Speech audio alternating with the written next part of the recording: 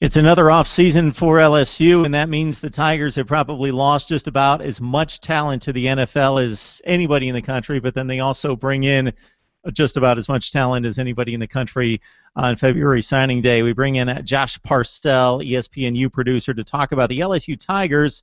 Josh, thanks so much for joining us again. I enjoyed the discussion last time. We should have a fun talking about LSU, one of the premier programs in college football.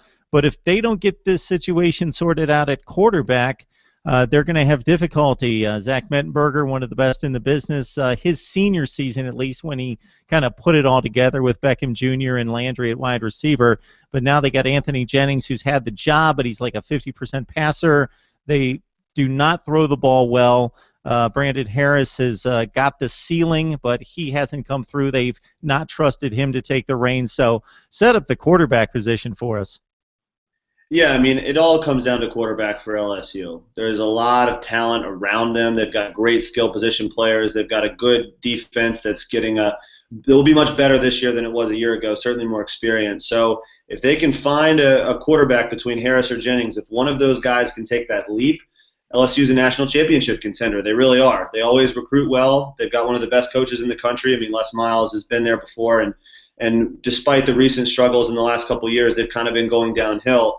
They're more than capable of getting right back in the thick of things. If one of those two guys is able to emerge, I know they want Harris to be the guy. He's the one with more physical tools. He was the highly touted recruit.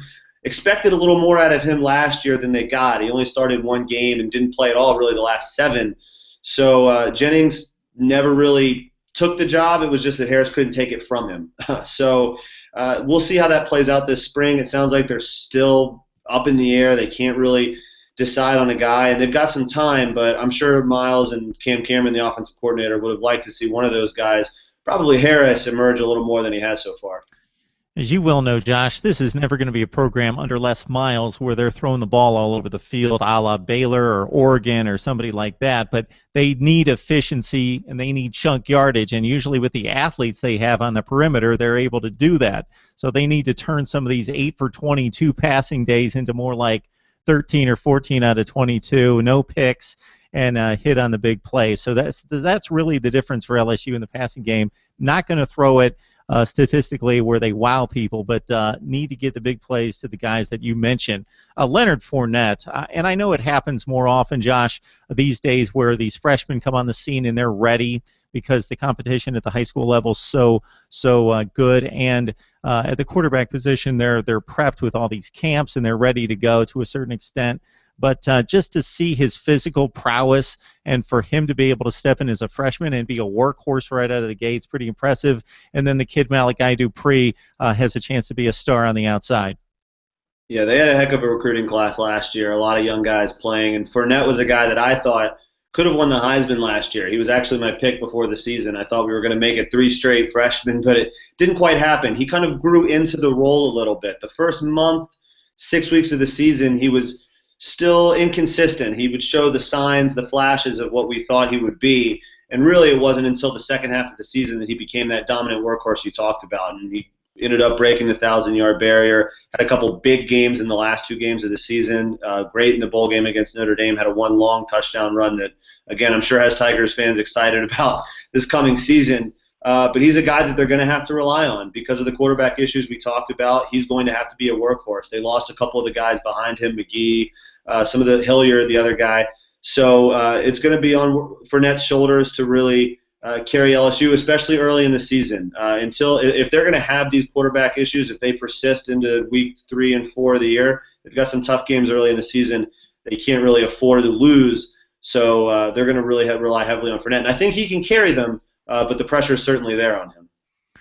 Josh Parcell joining us from ESPNU. Let's talk some defense, Josh. This has been a factory for defense ever since Nick Saban's last few years in Baton Rouge, just churning out NFL products on all 3 levels, defensive line, linebackers, and secondary.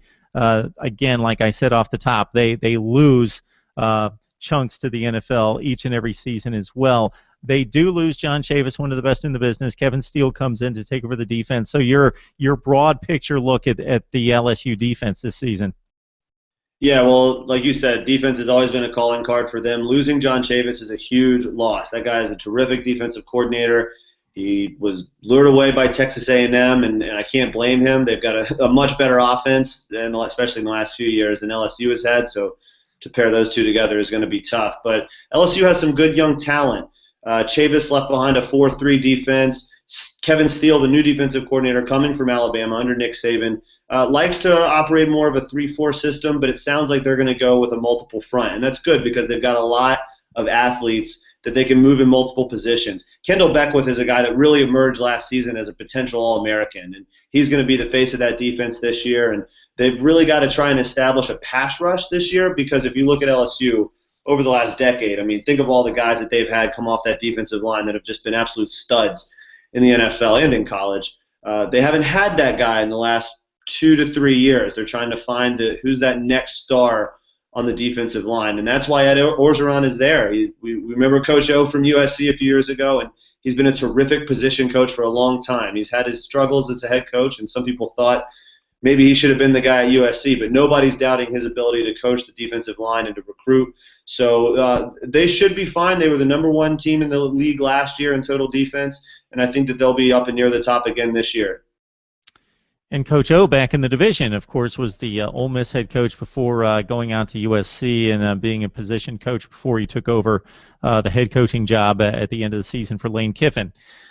All right, Josh, looking at this program, I'm not going to sound the alarm because they're loaded. They've got plenty of talent, need to work it out at quarterback, as we mentioned. But ever since that 2011 national championship game against Alabama, they have not been a major player in the national championship hunt. They ran through one of the more impressive gauntlets pretty much ever that season to get to the championship game. Then Nick Saban outclasses Les Miles and they get annihilated in that game. Then they come back, and the last 3 seasons have been 3-4, and last season a 5-loss season, and they're just not at the peak that they were for much of the previous decade. So just your thoughts about where this program stands right now. Yeah, it's just a dog-eat-dog world in that division. I mean, if you put LSU in the ACC Coastal last year, they are in the ACC championship game. I mean, they're a team that they played in probably the most loaded division top to bottom in the history of college football last year. And they were young, and they took their lumps. It showed in a lot of games. That Auburn game in particular was a game where they lost 41-7, really just couldn't hang.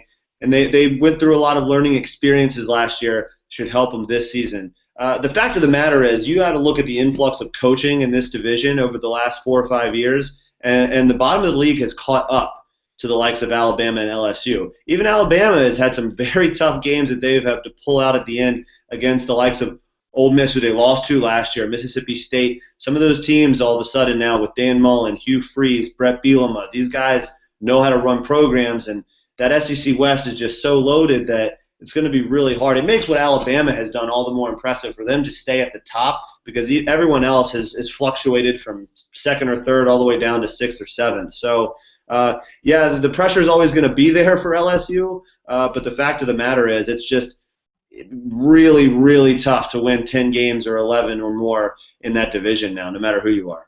Yeah, Josh, to your point, you mentioned a couple outings last season. Included in that mix, of course, Arkansas defeating Ole Miss or shutting them out, and LSU in back-to-back weeks, and that was a few weeks after losing a zillion consecutive games in the SEC. They took Bama to a 1-point game at home and probably should have won that game. They fumbled going in for a touchdown. So we got some LSU football talking spring practice. We're about halfway through it in Baton Rouge. They went to camp on the 18th of March. The spring games on April 18th.